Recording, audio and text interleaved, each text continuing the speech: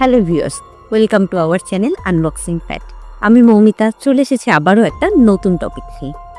আজকে আমরা যে দেশটা নিয়ে কথা বলতে যাচ্ছি তার নাম উত্তর কোরিয়া। এই দেশ নিয়ে জানার আগ্রহে মানুষের কোনো শেষ নেই। এই দেশের বাসিন্দারা কোন কোন নিয়ম মেনে চলে, এই দেশে কোন নিয়ম সঠিক এবং আমরা যা জানি তার কোনটা ভুল কোনটাই বা ঠিক, আসুন সেগুলো একটু জেনে নেওয়া যাক। ভিডিও শুরুর আগে বলে রাখি, যারা আমাদের চ্যানেলটিকে এখনও সাবস্ক্রাইব করেনি তারা অবশ্যই সাবস্ক্রাইব করে দেবেন আর পাশে থাকা বেল আইকনটিকে অলে প্রেস করে রাখবেন। নর্থ কোরিয়া, যার পুরো নাম Democratic people Republic of Korea বা ডিপিআরকে, এটি ইস্ট এশিয়াতে অবস্থিত।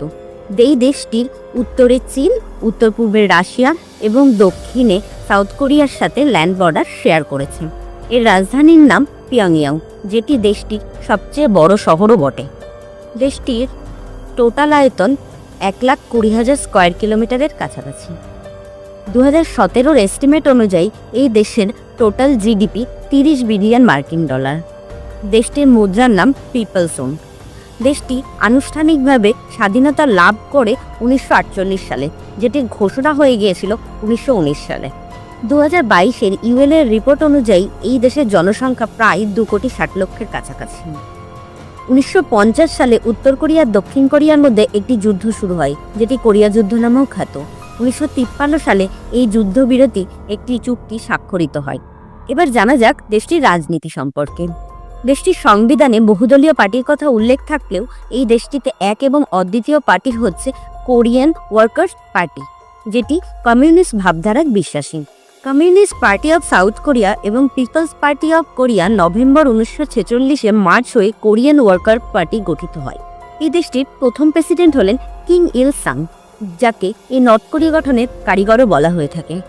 1948 সাল থেকে তার মৃত্যু পর্যন্ত, অর্থাৎ 1994 সাল পর্যন্ত তিনি এই দেশটিকে শাসন করেন এবং তার মৃত্যুর পর এই দেশের প্রেসিডেন্ট হন তার পুত্র কিম জং ইল, এবং তার মৃত্যুর পর এই দেশের প্রেসিডেন্ট হন কিম জং উন, যিনি এখনো পর্যন্ত এই দেশের প্রেসিডেন্ট। এক কথায় বলতে গেলে কিং পরিবারই এখনো পর্যন্ত স্বাধীনতার পর থেকে দেশটিকে শাসন করে চলেছে।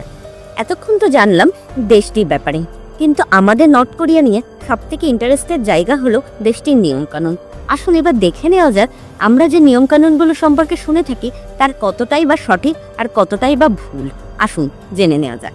দেশটি এতটাই রেস্ট্রিক্টেড যে দেশের ভেতরে কি হচ্ছে তা বোঝা প্রায় অসম্ভব। 1966 আর 2010-এ দেশটি দুবার ফুটবল বিশ্বকাপে অংশগ্রহণ করে, কিন্তু ওই দুবারই দেশের বাইরে কেউ মাঠে খেলা দেখতেই আসতে পারেনি। 2010 সালে চীন থেকে সাপোর্টার ভাড়া করে আনা হয়েছিল এই দেশের হয়ে মাঠে বসে গলা ফাটানোর জন্য।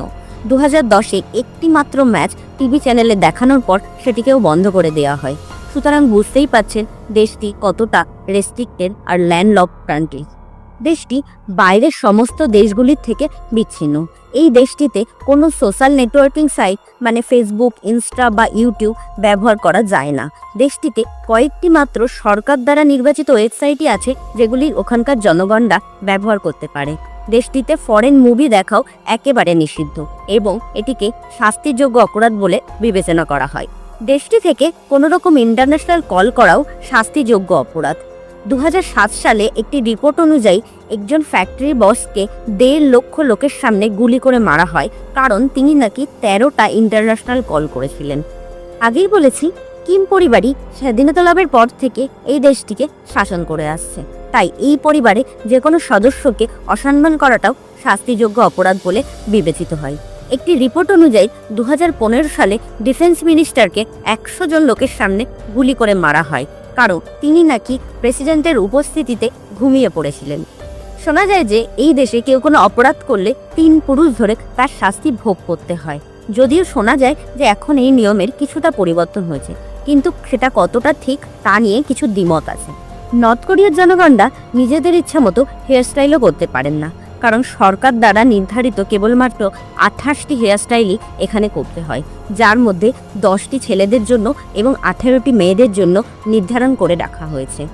2013 সালে কিম জং উন এই প্রথাটি নিজে চালু করেন, কিন্তু তার নিজের হেয়ারস্টাইল তিনি এই লিস্টে রাখেননি, কারণ তিনি নিজেকে ইউনিক রাখতেই বেশি পছন্দ করেন। এই দেশের রাজধানীতে থাকতে গেলেও সরকারের অনুমতি নিতে হয়, কারণ এই দেশের প্রেসিডেন্ট চান শুধুমাত্র প্রতিষ্ঠিত ধনী এবং প্রভাবশালী মানুষজনই এই দেশের রাজধানীতে থাকুক, কারণ তিনি দেশটি গরিব দিকটি পুরো বিশ্বকে দেখাতে চান না। দেশটি একটি নাস্তিক দেশ। এই দেশে কোনো রকম ধর্মীয় গ্রন্থ সঙ্গে রাখাটাও একটি অপরাধ বলে বিবেচিত হয়। 2014 সালে একজন আমেরিকান মহিলাকে 5 মাস জেল খাটতে হয়েছিল, কারণ তিনি রেস্টুরেন্টের বাথরুমে ভুল করে বাইবেল লিখে দিয়েছিলেন, যদিও দেশটিতে কিছু পরিমাণ বৌদ্ধিস্ট ও খ্রিস্টান রয়েছে। কোনো ধরনের আইফোন ব্র্যান্ডের ল্যাপটপ বা টিভি এই দেশে পুরোপুরিভাবে নিষিদ্ধ। তাই জন্যে এই দেশটি টেকনোলজির দিক থেকে এখনও অনেকটা পিছিয়ে। এবার জানা যাক দেশটির ট্যুরিজমের ব্যাপারে। সবাই বলে দেশটিতে নাকি ভ্রমণ করা যায় না, কিন্তু কথাটা একেবারেই ভুল। আপনি যে কোনো দিন দেশটিতে ভ্রমণ করতে পারেন, কিন্তু অবশ্যই একটা কাস্টমাইজ ট্যুরের মাধ্যমেই করতে পারেন, যেটি করতে হয় চায়নার বেজিং থেকে। এই দেশটিতে ট্যুর চলাকালীন কোনো ট্যুরিস্ট একা কোনো জায়গায় যেতে পারে না, একজন ভ্রমণ গাইডকে সঙ্গে রাখতে হবে, এবং ট্যুরিস্টরা কেবলমাত্র সেই জায়গাগুলোতেই যেতে পারেন যে জায়গাগুলো সরকার দ্বারা নির্ধারণ করে রাখা হয়েছে। আপনি নর্থ কোরিয়া গেলে কেবলমাত্র সেইটুকুই দেখতে পারবেন যেটুকু সরকার আপনাকে দেখাতে চায়। নর্থ কোরিয়ায় নাকি কোনো লোকাল মানুষদের সাথে কথা বলা যায় না, এটাও অনেক ক্ষেত্রে সঠিক নয়। এই দেশটিতে এন্ট্রি করার সময় এবং বেরোনোর সময় কাস্টম চেক খুব কড়াভাবে করা হয়। এই দেশে কেবলমাত্র দুভাবেই পৌঁছানো যায় চীনের বেজিং থেকে, হয় আকাশপথে নয় রেলপথে। মনে করা হয় 2 লাখের ওপর নর্থ কোরিয়াবাসী ক্যাম্পে বসবাস করেন পলিটিক্যাল ক্রাইমের জন্য। 40% ওপর মানুষ মারা যান ক্যাম্পে অতিরিক্ত অত্যাচারের কারণে। যদি কেউ এই ক্যাম্প থেকে পালাতে সক্ষম হন, তাহলে তার পুরো ফ্যামিলিকে মেরে ফেলা হয়। নর্থ কোরিয়াতে পুরোপুরি একটি আলাদা ক্যালেন্ডার ব্যবহার করা হয়, যেটি জুজে ক্যালেন্ডার। 15 এপ্রিল 1912 সাল থেকে এই ক্যালেন্ডারের দিন শুরু হয়, কারণ তাদের প্রথম প্রেসিডেন্ট কিং ইল সাংয়ের ওই দিনটি জন্মদিন ছিল।